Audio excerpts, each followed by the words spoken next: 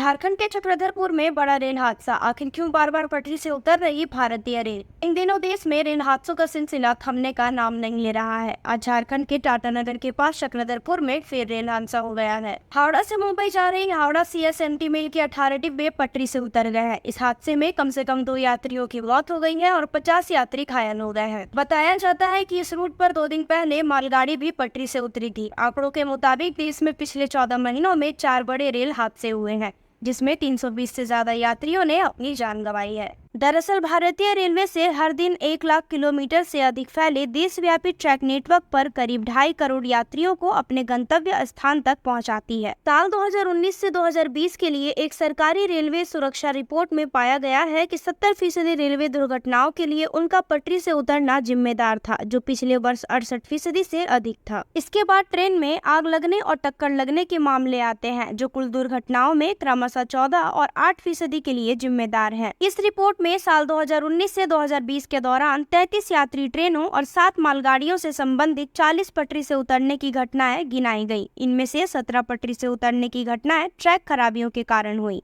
जबकि 9 घटनाएं ट्रेनों, इंजन, कोच, वैगन में खराबी के कारण हुई हैं। इन वजहों से पटरी से उतरती है ट्रेनें। ट्रेन के पटरी से उतरने की एक वजह नहीं बल्कि कई वजहें हैं। सबसे मुख्य कारण रेलवे ट्रैक पर मैकेनिकल फॉल्ट यानी रेलवे ट्रैक पर लगने वाले उपकरण का खराब हो जाने को माना जाता है। इसके अलावा ये हादसे उस वक्त होते हैं जब पटरियों पर दरार पड़ जाती है। वहीं ट्रेन के डिब्बों को बांध कर रखने वाले उपकरण का ढीला होना भी इसका एक कारण हो सकता है। इसके अलावा एक्सल जिस पर ट्रेन की बोगी रखी जाती है, उसका टूटना भी ट्रेन के डिरेल होने की एक संभावित वजह हो सकता है। लगातार चलते रहने के कारण ट्रेन की पटरियों से पहियों घिस जाना भी ट्रेन के पटरी से उतरने की वजह हो सकता है। गर्मी के मौसम में पटरियों के स्ट्रक्चर में कई बार बदलाव आ जाता है। इसके अलावा तेज चलती ट्रेन को तेज स्पीड से मोड़ना या फिर ब्रेक लगा देना भी ट्रेन के पटरी छोड़ने की वजह हो सकता है। इसे रोकने का एक ही तरीका है, मरम्मत कार्य चलता रहे और थोड़ी भी गड़बड़ी नजर आने पर उसे तुरंत ठीक किया जाए। इस हादसे पर हेल्थ मिनिस्टर बन्ना गुप्ता ने कहा, जाएंगे